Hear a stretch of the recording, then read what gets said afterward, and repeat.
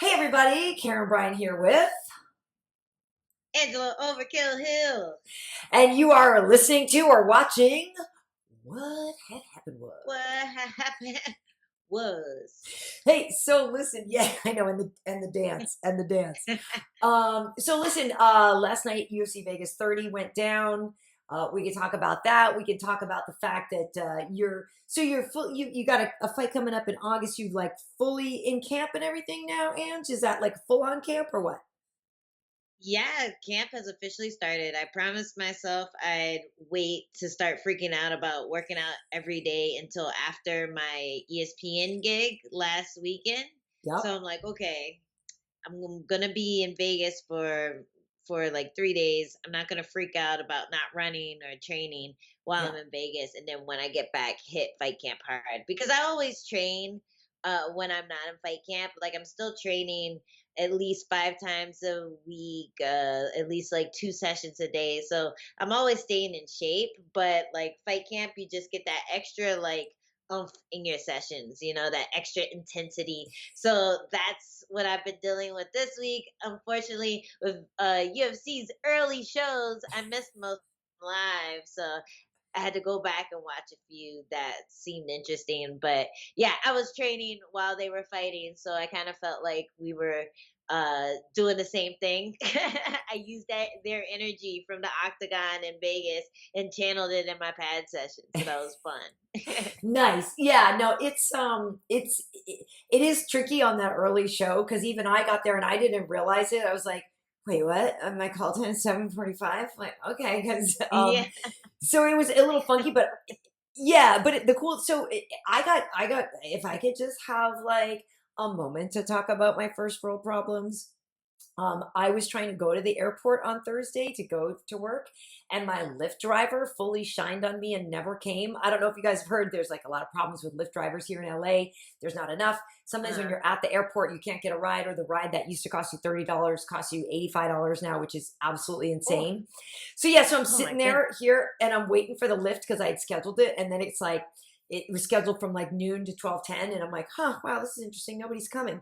It's 12:05. Wow, and it doesn't even say, your driver's coming or whatever. And I was like, oh my God, it's Yeah. not coming. I cancel it. I try to get a new one because my scheduled one even just said looking for driver. Like, no, you Mm. don't understand. So I'm walking around, I'm cursing like a freaking sailor. And so last minute, the thing is not coming.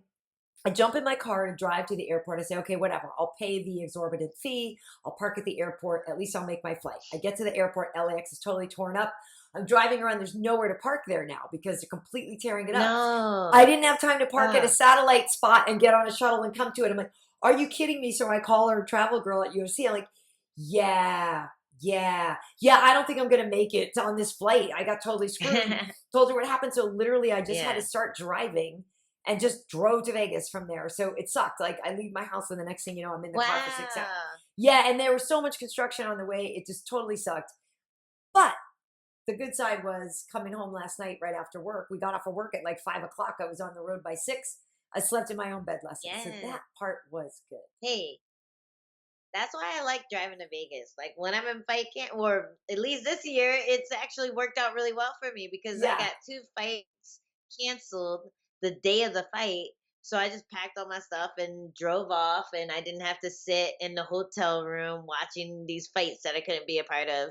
Right. And we just drove off into the sunset and got home before the main cards started. So that happened 2 times this year. So from now on, I'm driving if I can. Like Vegas is like the same for me, like 5.5 without Right. or with like moderate traffic. So it's not too bad. I prefer driving. So sorry that happened, but hey, maybe next time just drive there. Like just plan to drive there because that's always like cool. Just getting back home as soon as you can. It's true. And that's the whole thing is I have driven there a few times, but it's just when you're mentally ready for it. And here's the thing is that this time I Yeah, just wasn't prepared for it. And so I was in the car. I'm like, yeah, I don't want to do this right now. Like I don't want to drive 4 hours right now. I just don't want to do it. yeah. And You so haven't had your coffee. You haven't had your playlist made. that was it. I didn't have the things, downloaded because I had some things from before for the trip to Phoenix. And then so I was pretty disappointed. But anyway, I made it there. And like I said, that is a first world problem. So anyway, Good yes. job. Okay. Good So job solving it though. thank you. Yeah. Okay, so I am curious about. So I know you were saying that you missed some of the stuff live, but Ciryl Gane was victorious in the main event, and he he came to speak to us after. He barely had any marks on his face, but he felt like he'd been in a war, and it was so funny because he's like, "Look at my face." We're like, "Yeah, it looks perfect, bro." And so but for him, it was one of those things where, because I had spoken with him earlier in the week, and he's such a nice guy, and he was saying that he really wanted to push the pace more and be more aggressive and go for a knockout because even when in the fight with Jarzinho, some people were critical of that there wasn't a finish, but Biggie Boy is so dangerous. All it takes is one Mhm. punch, so he's not going to be stupid. He has finished Junior Dos Santos before. He finished Dontel Mays, I think it was, with the heel hook and stuff. So it's not that he can't finish. I think it's just that the last time in Yeah. his first main event he didn't, and so he felt it, and he was aware of it, but he's so it's a different kind of heavyweight, right? Like a lot of time, a lot of us have been indoctrinated with these big slugger dudes that go in there and they're big and heavy and maybe not in the best shape, but they throw down and every punch matters. And he's kind of a different guy, building up with the Yeah. volume. I believe he set a record with strikes. I did an after the facts. People can check that out. But he's just a different kind of heavyweight. And I'm just curious what your take is on him because I like him so much. He's such a likable guy. I think it's just a little bit of a mind shift for people to think about a more agile, athletic guy as opposed to the Mm. old school big bangers that just throw one punch and win a fight. Yeah, he really has to have the right matchups in order to get those big knockout wins because of his style. Because even if he pushes the pace, he's still a technical striker. He's still going to wait for the openings. He's going to try to draw things out. And, we had two counter strikers with that main event.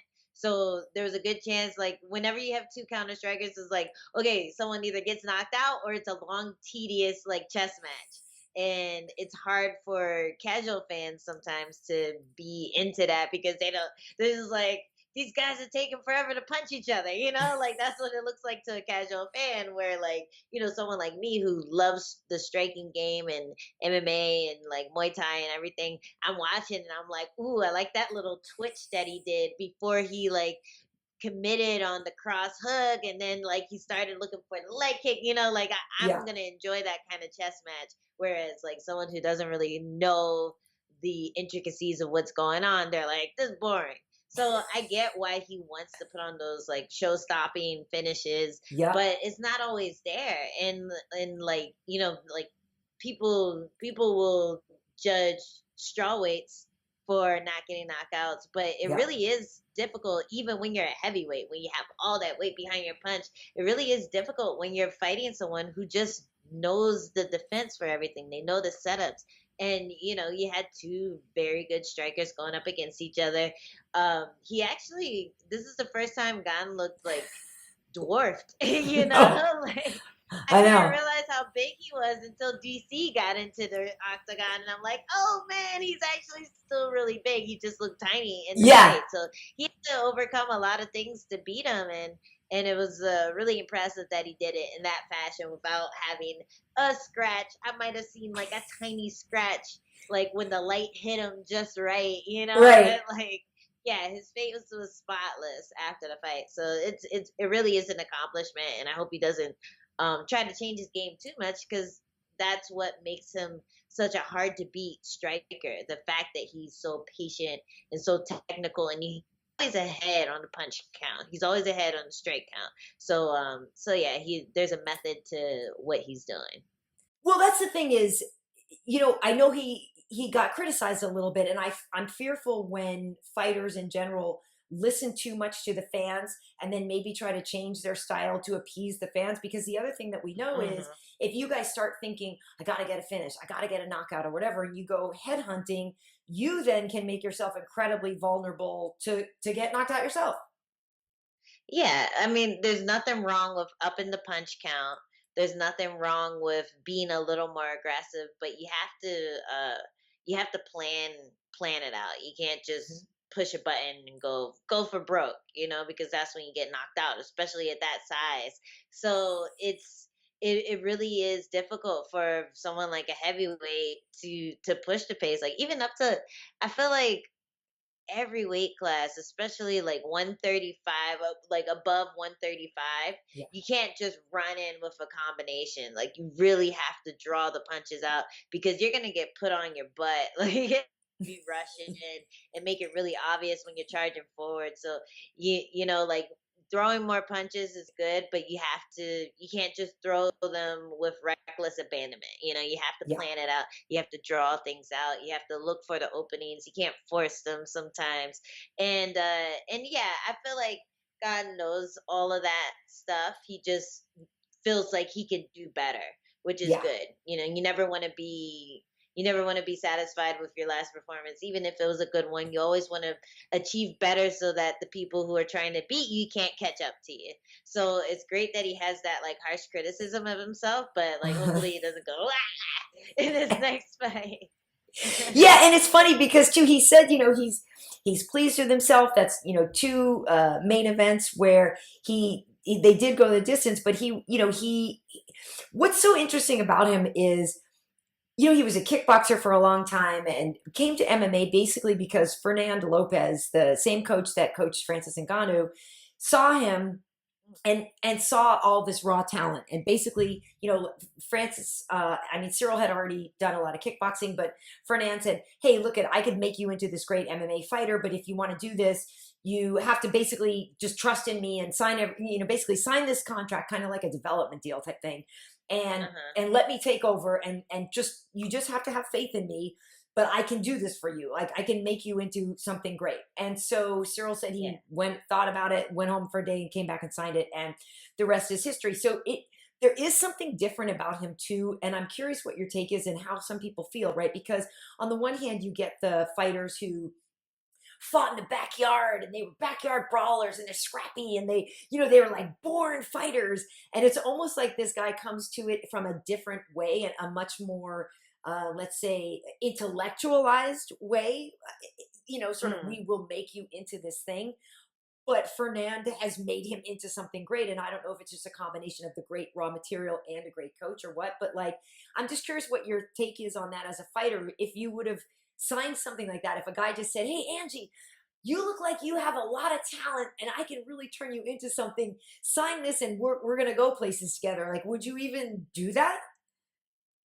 I mean, that's kind of how I got on Tough. So that's actually what happened to me kind of when I got on the Ultimate Fighter. I couldn't get a fight. I couldn't book an MMA fight because I had 16 Muay Thai fights. I was 16 and all.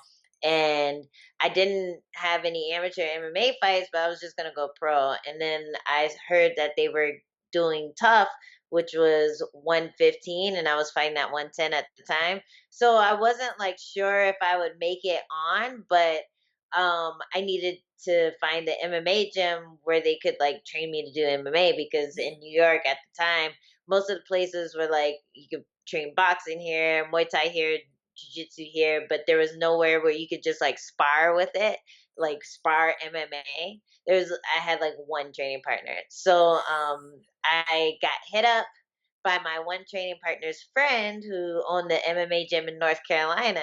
And they're like, hey, uh, come over here and we'll teach you how to grapple, how to wrestle, how to do all that stuff, how to work all your game into this MMA version of yourself, and we'll get you a fight and we'll get you on Tough. So it is really enticing, especially when you don't really know where to start as an athlete. Like a friend of mine who we were just like internet friends, but Victoria, what's her last name? Vicky Vortex. She's an Okay. Olympic wrestler, Oh, and nice. she is thinking about making a transition to MMA. So she came through, and she's just trying to figure out like where to start because it's such Yeah. a big, wide world of things and like such a huge list of skills that you have to be good at, even if you're coming with an elite level thing like elite level wrestling or elite level like Muay Thai. There's like so much you have to learn. So when someone goes, hey, we'll teach you all of this stuff under one roof, it's really enticing. So I think that's kind of what happened. And this um he already has this great example of somebody who already did great. under his tutelage. So it's like, what's the worst that can happen? Yeah. You know? So Yeah. yeah, it's a very enticing deal for someone who doesn't really know where to start, someone who's coming in so heavily stacked on one side, and it's like, look, I don't need to do basics MMA striking or basics like this or that. I could probably teach that class. I need to work on all these other things. Yeah. So to have someone like just uh make a whole camp around you, design it around you as an up and comer, someone who hasn't really done anything yet. That's always like a great deal in your head because you're like, hey, I don't. All I have to do is show up for training, and I know I'm getting pushed in the right direction. Yeah. So yeah, it's a good idea. I feel like as a beginner, especially.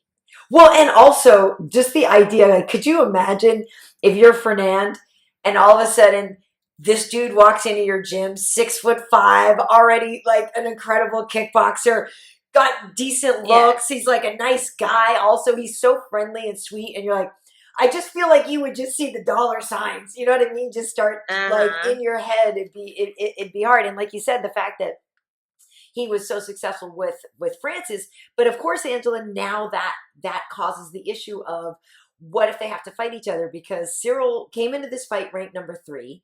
Obviously, Mm. Francis is the champion, and so he was saying like, yeah, we didn't want to do it before, if whatever, but if it's for the belt, obviously it's the kind of thing that you hear about in the Mhm. gyms all the time, and they have trained together, and he has some familiarity. And it's interesting when you think of the two of them as a stylistic matchup in a way, because yeah, Francis has all that power and everything, but if they came from the same coaches, maybe Ciryl would kind of know some of the tricks of things that Francis was taught. And also Cyryl's style is so different with his movement. And we know that Francis's what weakness has been his cardio or his endurance, and the fact that Ciryl could Mhm. have the ability to tire him out, making him chase him around. Like, it could actually end up being a really interesting fight that you can't necessarily guarantee that Francis would win, like you could guarantee him almost with a lot of other people. Uh-huh. I don't know. I don't like talking about teammates fighting.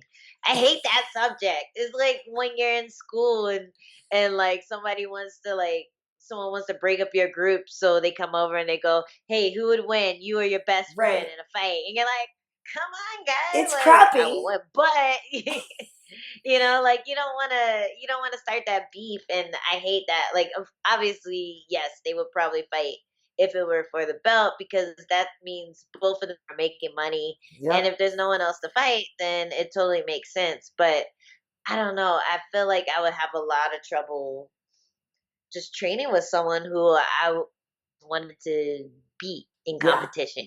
Like I don't know. Maybe it's different for everyone though. Like it's different for everyone. Like I don't like training and plotting against someone and No, it's for the weird. inevitable future of us fighting each other. I prefer just helping each other grow and like doing the Yeah. whole martial artist thing and then it's us against the world. Like that's my approach when it comes to um that team feeling and that training partner like person. But who knows how much they actually train together? Like maybe Right. he's training them more in a boxer kind of way where each person has their own practices. Maybe he'll come through for sparring every now and then to give Francis good looks, but he's Right. not necessarily the person helping him and saying, "Oh, you should turn that kick over more." And he's Yeah, like, right. "Great, thanks, buddy."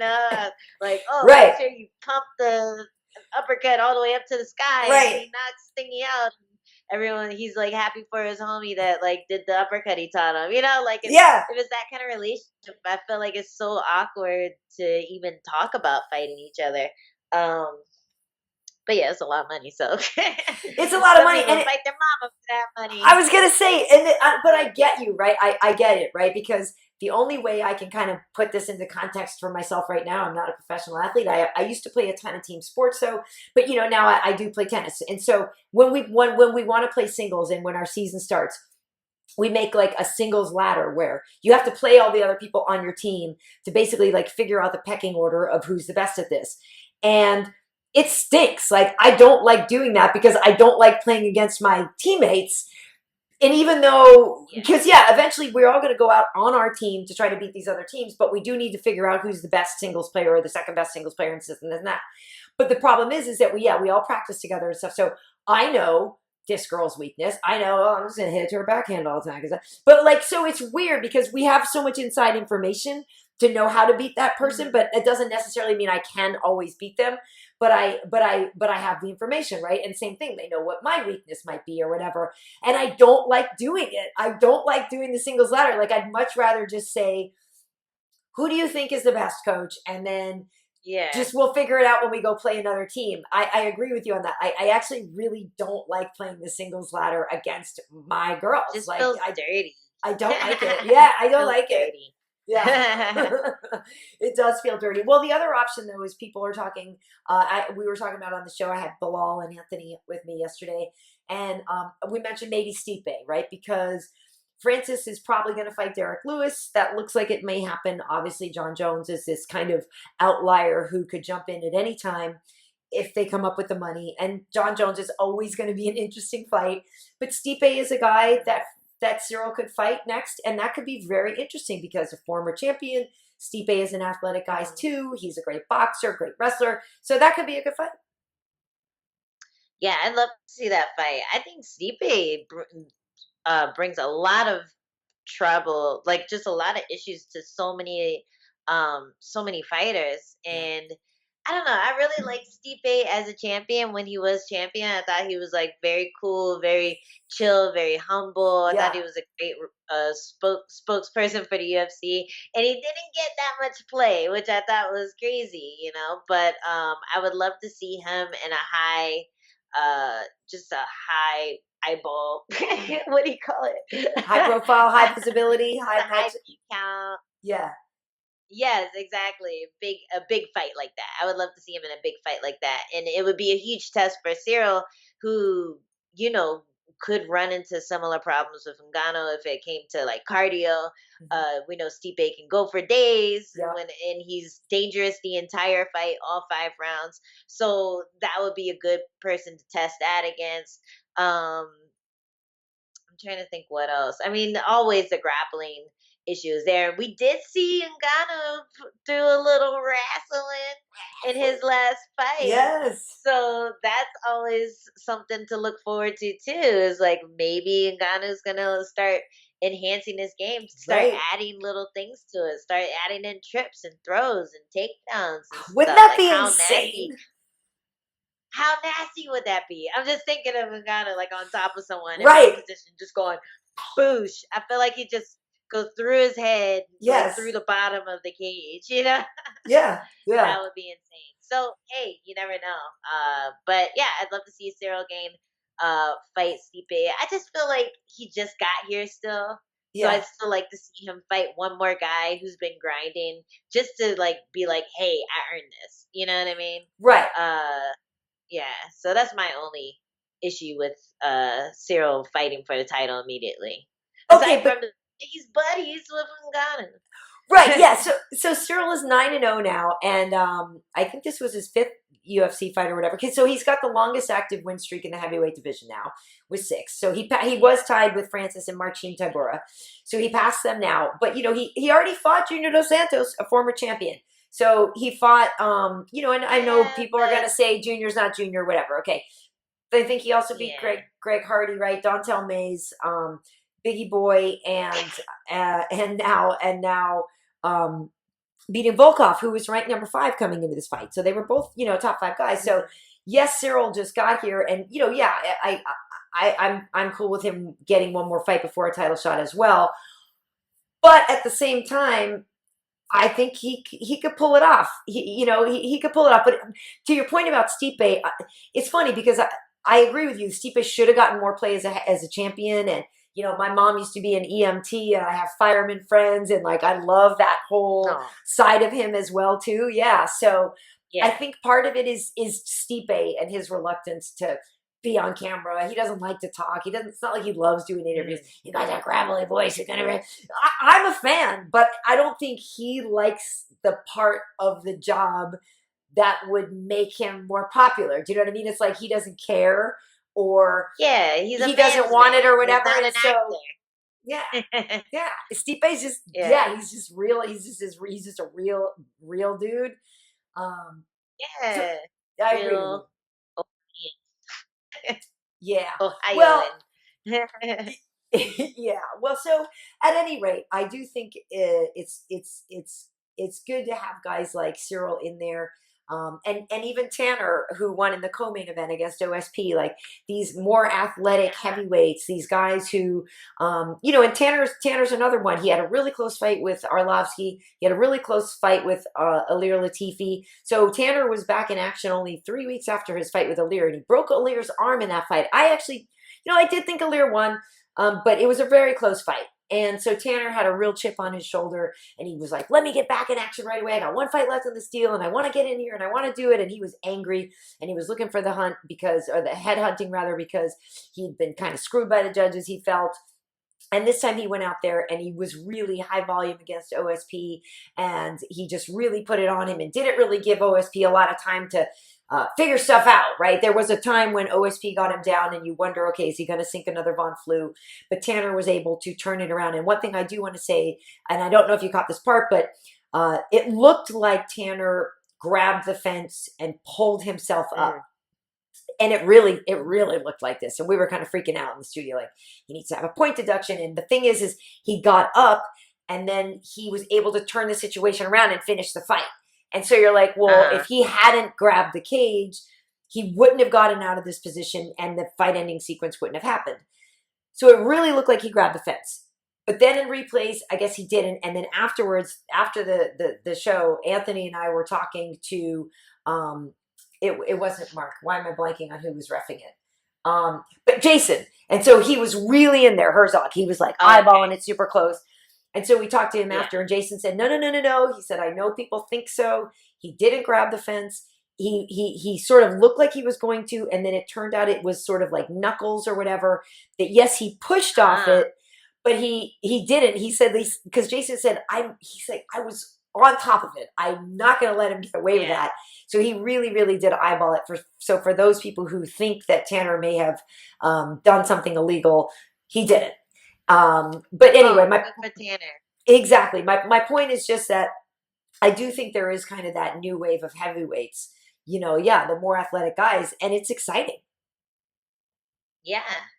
No, super exciting. Tanner Bozer is is that how you say it? Bozer? Like King Yeah, Cobra? Bulldozer Bozer, Yeah, Tanner Bozer. Tanner Bozer is he's a super exciting heavyweight, and I love to see those guys who like have like quick kicks. They have like that quick in and out movement and throw big combinations. He went for it, and to have such a big splash on the scene and then get two kind of lackluster performances after that, then he has a chip on his shoulder and he wanted to make sure if he's renegotiating his contract, he has something to work with. And dude, I feel so bad for OSP because like he just keeps getting on the bad end of these knockouts, and it's really frustrating because he's so talented and he's another one of those athletes who you can always see fighting for the title a bunch of times. You can always see him win at some point, and like it just feels like maybe his chin is stopping him a little bit, because I don't know, I feel like before he could take the same hits and now he's just wobbling a little more often, so it really sucks. Like maybe some time off or something just to like let that brain swelling go down a little bit. But man, Tanner Bozer, he's really good. And I thought it was really funny because I wanted to ask you about that actually, because I saw the clip of him throwing a knee like immediately after he stood up, and I could hear the announcers going, "Oh, that was really bad. That was really," the commentator like, "really bad." And like if that's what he did, then I probably would have been thinking the same thing. Like, come on, dude. But, we were freaking out.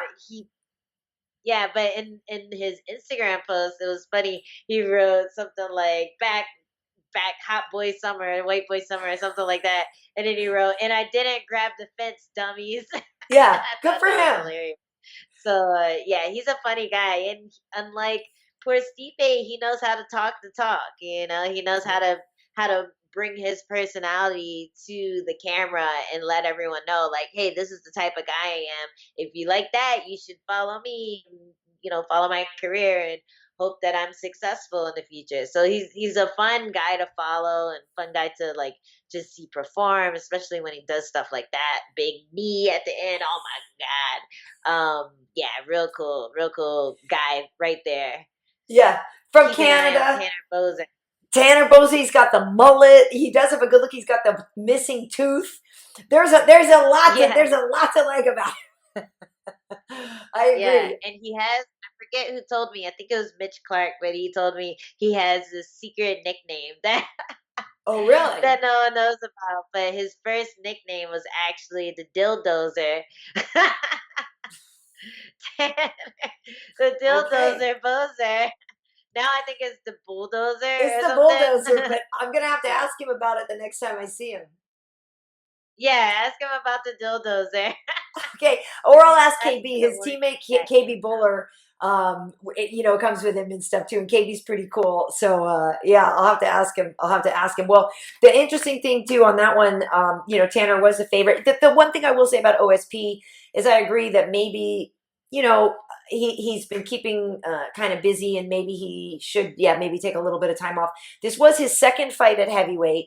Usually he is a light heavyweight, and this is the second fight at heavyweight. The first one he had was against Ben Rothwell. He lost a split decision, and he said coming into this one that he didn't realize how big the heavyweights were. Like, he's kind of like, I know who Ben is, and I know he's big, but then when he got in there with him, he's like, oh, wow, he's a lot bigger than I thought. But then, ironically enough, Yeah, OSP didn't even really come in that big for this fight with Tanner, but Tanner isn't as big of a heavyweight. But at the same time, it is still a heavyweight punch versus a light heavyweight punch. There is still a right. little more behind it, But I agree with you. I love Vince. He's such a nice guy too, and maybe he just take a breather, kick back a little bit, reset. Yeah. But yeah. Okay, so Angie, so another thing that happened on the card, Tim Means passed 4 hours of Octagon time.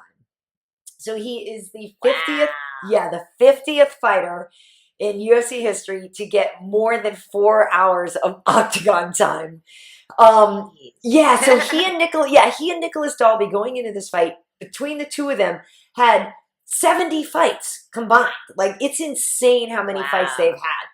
So I'm curious, for you, like, is that a milestone you'd want? Because you got your Frankies, and there are a lot of guys that put in Octagon time, but like Frankie Edgar, I think has the most with like 6 hours and something amount of time.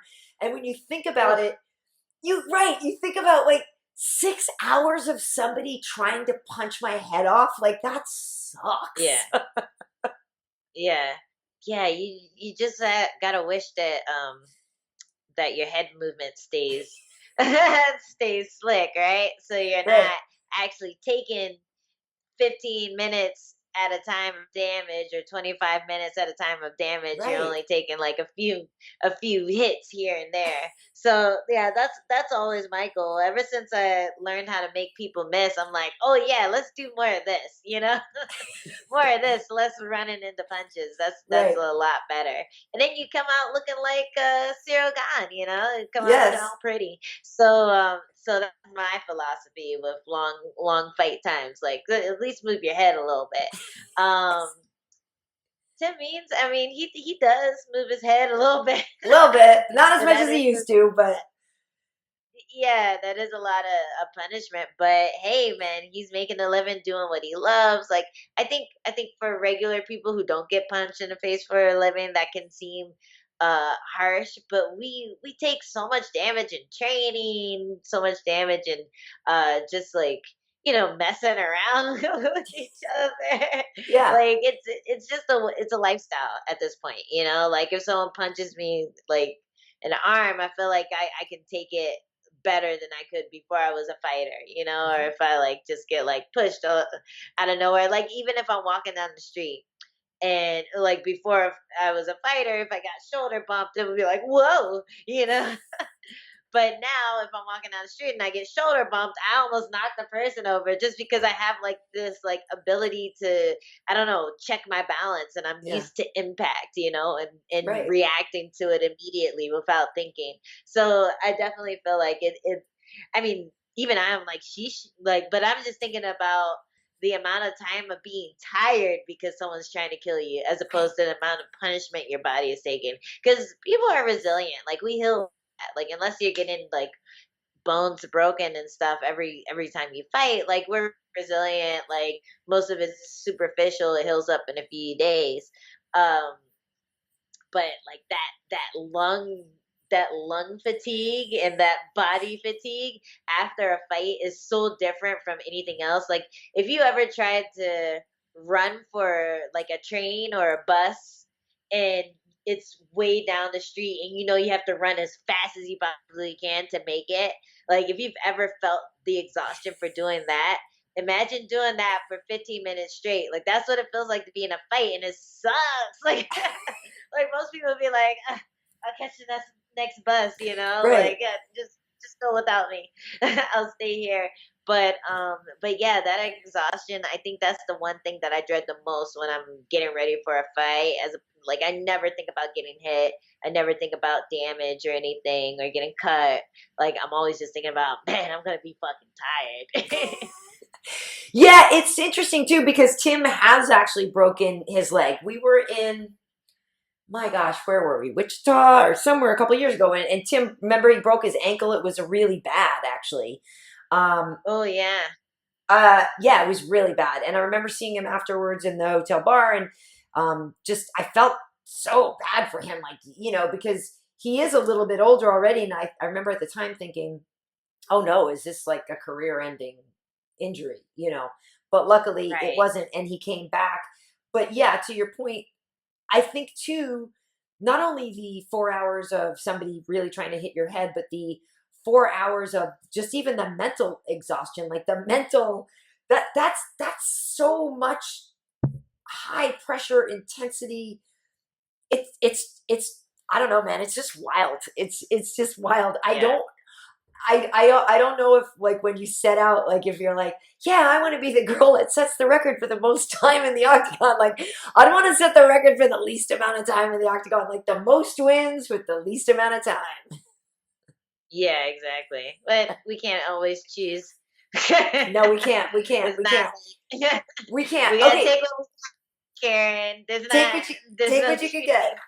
Take what you could get. All right. So I have a question for you on the so Julia Avila, right, Raging Panda, she had a great fight with Yulia Stolyarenko, and it was on prelims. The question to you, Angie, isn't even about the fight, but I guess there was some drama at her gym, and she got kicked out of her gym, opened a new gym, the Outsiders Gym, and is trying to bring and brought other people with her and stuff. And I don't even necessarily want to get into the drama of what I heard, of what happened, of maybe why it did, maybe why it didn't. But I and want I'm to not know. trying. Yeah, I don't want to put you on. I'm not trying to air somebody's laundry out on our show. I'll tell you later.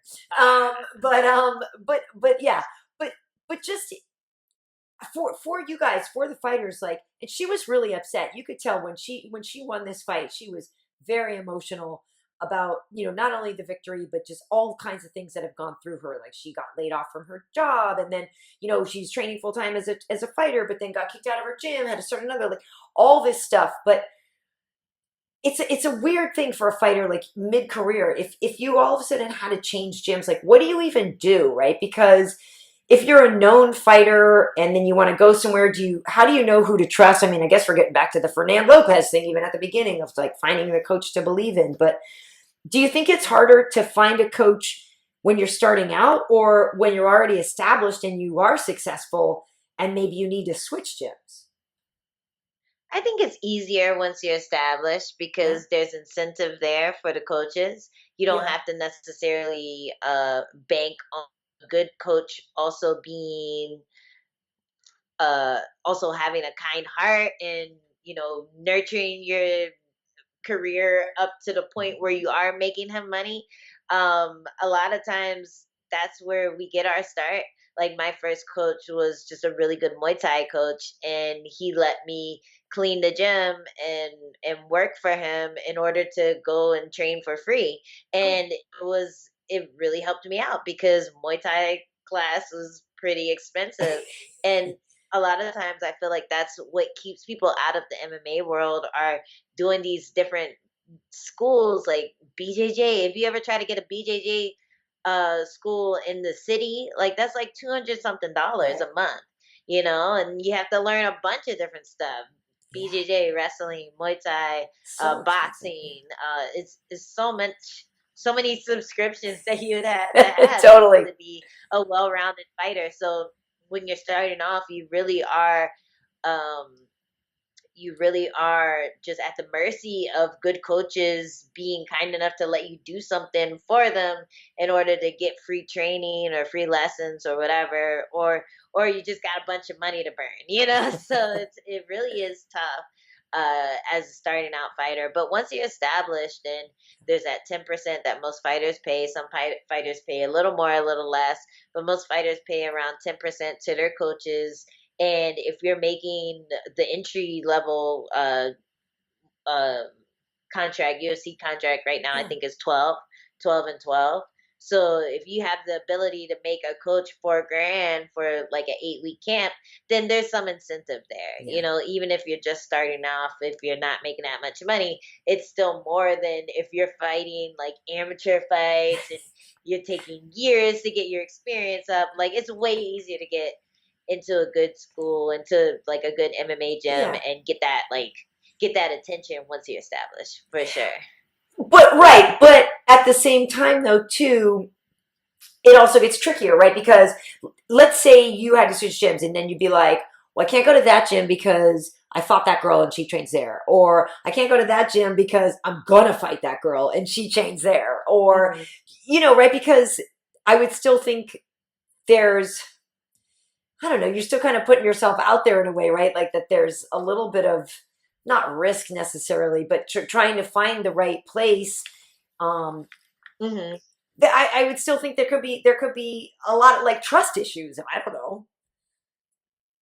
I don't know. I think if you're serious about training, then people will accept you. I don't. Yeah, I like I said about teammates. Like you're there to push each other.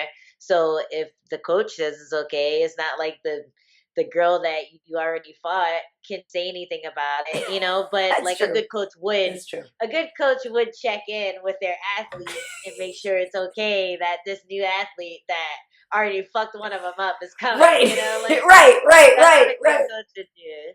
But you don't always have people who care that much. You know, a lot Yeah, of these guys yeah, are mercenaries. But look at Top Team, for example. I see a person who fought each other training with the same people, and yeah.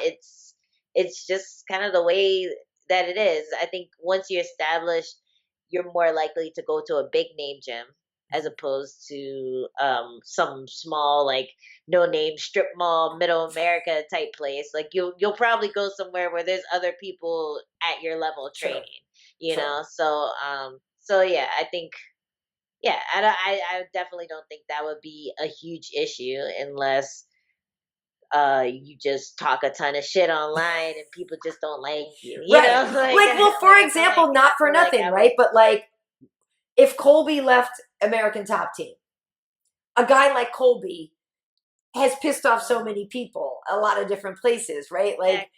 and so even all the Brazilian, it's funny when you talk to some of the Brazilians in ATT, some of them are just like, whatever, like, we don't care, or they do care, or whatever. But like, he's got Brazilian coaches, like with Conan and stuff. And a lot of people know it's an act Mhm. anyway, so they don't really care. But, at the same time, I do feel like there are probably some people that maybe would have issues going somewhere else because you did talk too much crap or piss people off or like or Yeah, you might it's just a seem handful of like you're going to people be too though. high maintenance. It's a handful of people. I don't. The majority of the UFC roster wouldn't have that problem, but there's a Right. handful of people who, whenever their name comes up, everyone has a story about them. So those those people will have trouble. But I think Avia, I don't think she's ever Nah. pissed off a person in her entire life. So Right. Yeah, I except for don't the think so. gym, No, she seems like except a for the real people at sweet the gym who girl. kicked her out. Yeah, yeah, yeah, Yeah. yeah. Yeah, well, hopefully, yeah, and hopefully it turns around. And she was just excited too because she said it's the first time first time in a long time, and especially I think for sure in the UFC, but the first time in a long time that the person she signed a contract to fight was the actual person she ended up fighting, because she had so many replacement opponents and things like that, which I also Yeah. thought was sort of interesting, because for you, you've had that, right, where last minute you came in last minute and filled in for somebody, or last minute you had an opponent switch. And I do wonder, what's the most stressful part of that, thinking like, I fully trained for a striker and now I'm fighting a wrestler? Or do you not even really care, right? Do you just have to go, well, I'm prepared, so I don't care who I'm fighting? Like, how stressful is it when that stuff happens? It's I think it's more stressful when you don't know if you have a replacement. And Mm. that's the most stressful, because then you're training and training hard, like fight camp level intensity, and you're not sure if you're even going to get a chance to fight. And Yeah. if you get to fight week and you don't fight, like you're not getting paid for that. Like you're not getting paid for being prepared for a Yeah. date that no one showed up to. So I think that's the most stressful part. You're just making yourself do something that you're not really sure that you're going to get to do. Yeah. Um, on top of that, yes, it does suck, but when you have a total, I guess, stylistic change of Mhm. opponents.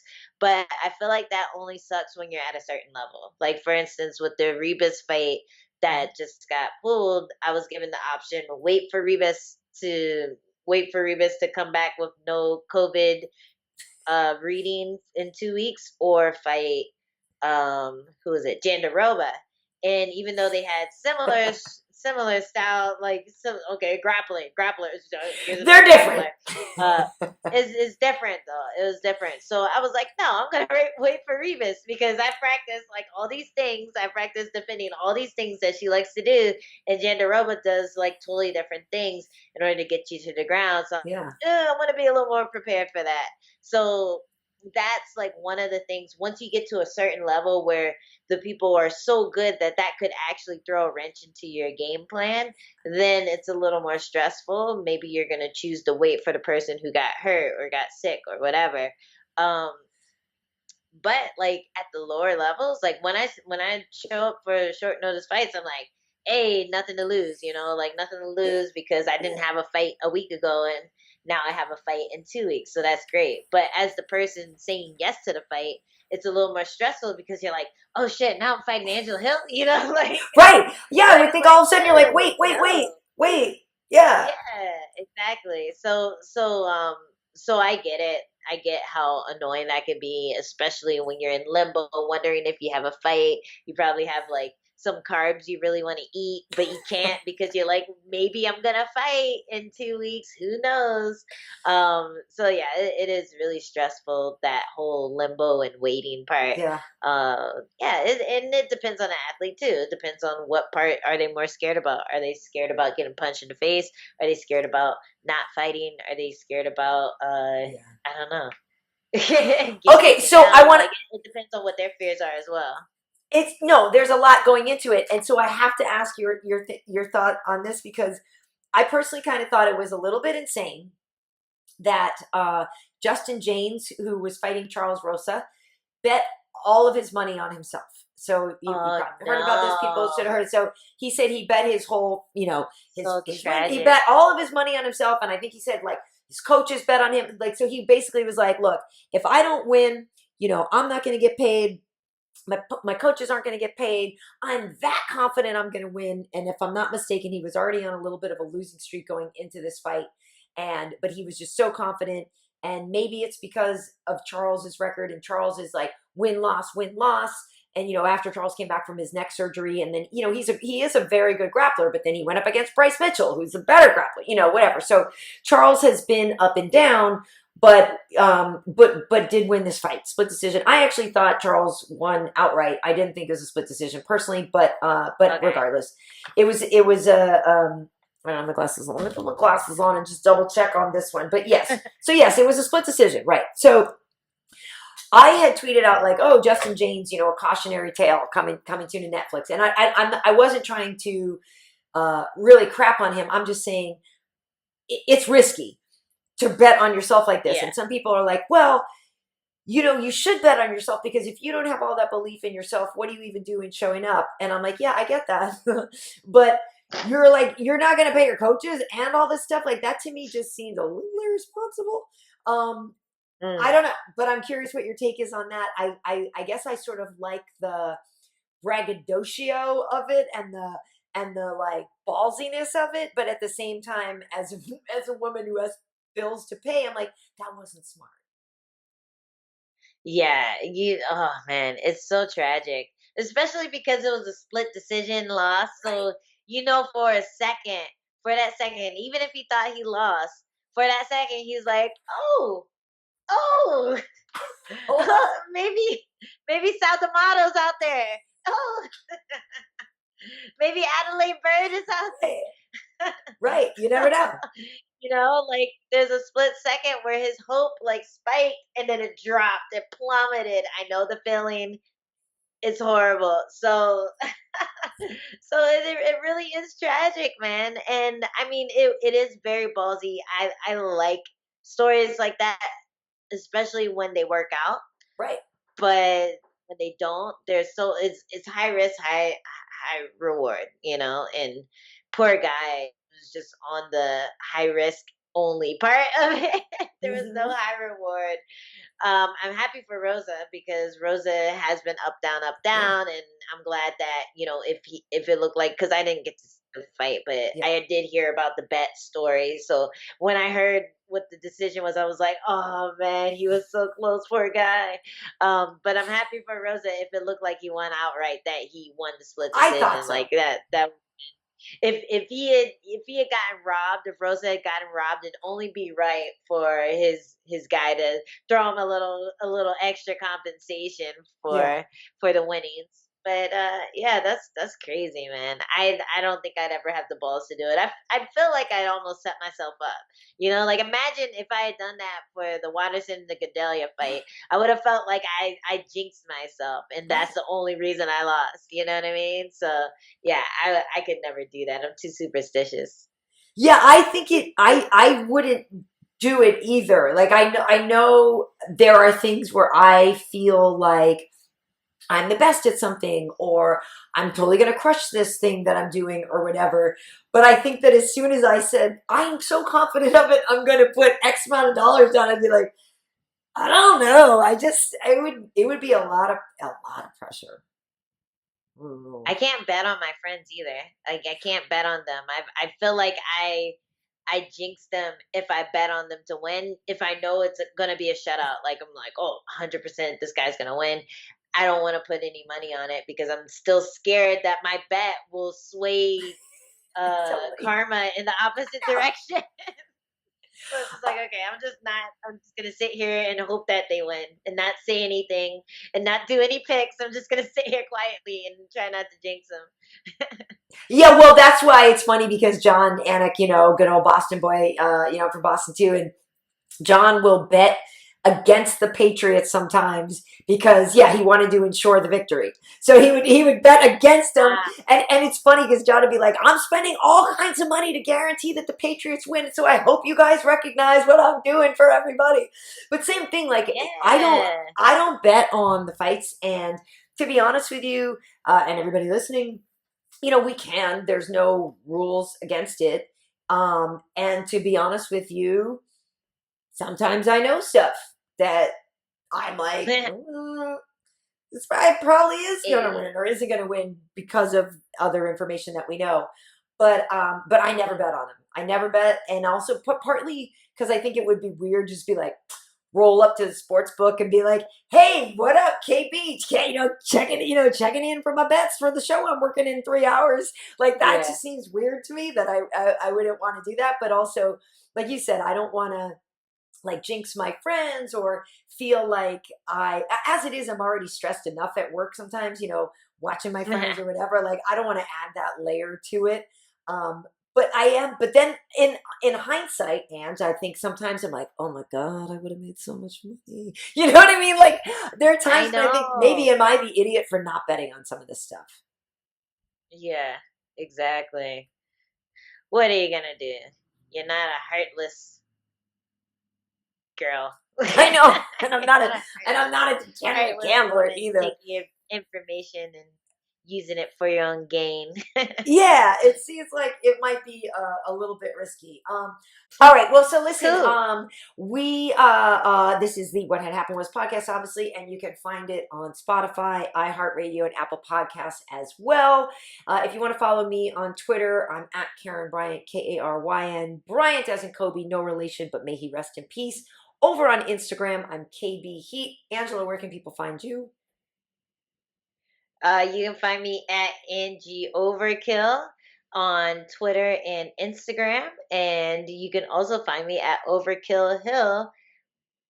Yeah, that's it on Yeah. TikTok. I know you Yeah, always say that, and then you're like, Overkill wait, Hill, what as is in it? a hill that you walk up. Nice. Awesome. Well, yeah, folks, thanks so much for tuning in. We have a bunch of these. If you haven't seen this before, you should go back and look for or listen to other episodes. But yeah, tell your friends. We're just trying to grow here. So tell your friends, let everybody know. Trying to grow. I can't match Fight Camp Angie for your, There I you mean, I go, never could Karen. anyway. I'm Yeah. You trying. got to do the, what is it? This trick. Boop. Oh, yeah, yeah, Get a little exactly. behind her. Or I'm just going to sit like There you this. go. There you go. That's how they make us look real swole in our our pre-fight pic. With the gloves on too. Right. Yeah, somebody posted a thing the other day. They're like, hey, not for nothing. It's really hard to cross your arm with gloves on. Yeah. I think that was like Zach Mikowski or something. Right. One of those funny guys. Exactly. Awesome, Yeah. folks. Well, thanks for listening. Be careful out there. Don't blow your extremities off on the 4th of July because we want to see you back here next week. See ya. Exactly. Remember Armageddon. Hand open, not closed. Bye.